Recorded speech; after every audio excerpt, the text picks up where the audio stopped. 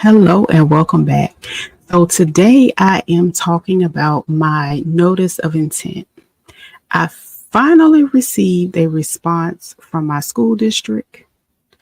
I already emailed the notice of intent, the NOI that I talk about. That's basically letting them know that this school year I do not plan on enrolling in the public school sector and I will continue to do the homework one. And also in my NOI, is basically a section where you can just check like a continuation, like, okay, I did it last year, I'm doing it again. Okay. So also I what else I had to send? I sent the notice of intent. Also, you basically put in a written form, okay, this is the grade, this is what will be taught. Basically, you put the subjects down and you kind of put that in a separate letter. That was sent as well. Now, because okay, first of all, I had contacted the secretary, and every year that I contact the secretary of the school social work department, they never know what's going on. So I like shout out to Miss Watson. I did not want to bother her, but she's always the person that kind of just handles everything. So she was the appointed person when I first started, and I always go back and refer to her email because she was always knowledgeable and she'll do it and knock it out in no time. Um, this year I went on the site and it told me to send it to Power Schools, like it's like a Power School email. So I sent it to that generic email and I also forwarded to her, if I'm not mistaken, just in case. She got back with me this morning, which was wonderful. I missed the email. I don't know how I missed it.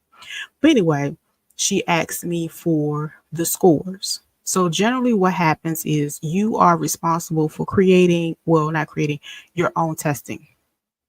So I use the CAT system, which is CAT, California Achievement Test.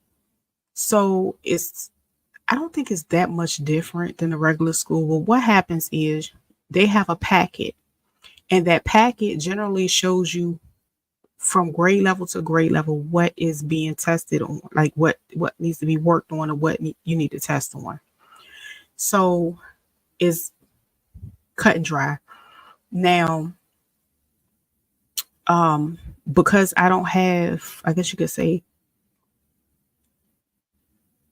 smaller elementary school students, the years, it gets a little different throughout the years. But anyway, so basically that is what you would submit. So you can purchase a pre-test and the actual test. I always get the pre-test and I get the actual test. Of course, everything you have to pay for yourself. Now you can go the extra mile and pay for a professional to do the testing, or you can do the testing yourself. They have an untimed one, they have a timed one, and I think, if not mistaken, they have a written one as well that you can purchase. Um, yeah. So again, I'm on the right track. All I had to do was submit my scores. Now with the scoring, I generally get the premium testing. I guess because I'm just extra. The premium testing, it just basically gives you more data based on what you tested on. So you can go in and see and engage a little bit more of what's going on. The basic one, it'll give you a raw score. It'll show you um, like basically how many was right out of however many questions for each subject. And it basically gives you the grade level to which the score would be graded, like basically what grade level. But yeah, that's pretty much how the cat testing works for me, and it's been great so far. It's as it relates to now testing.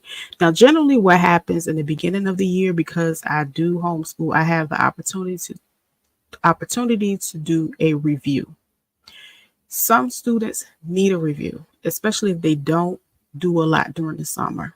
That's one of the things that the schools don't have much time to do.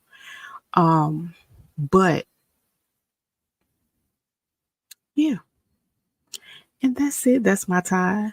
And you got any comments? Drop them below, and I'll make sure I get back with you. And I'm gonna talk to y'all later.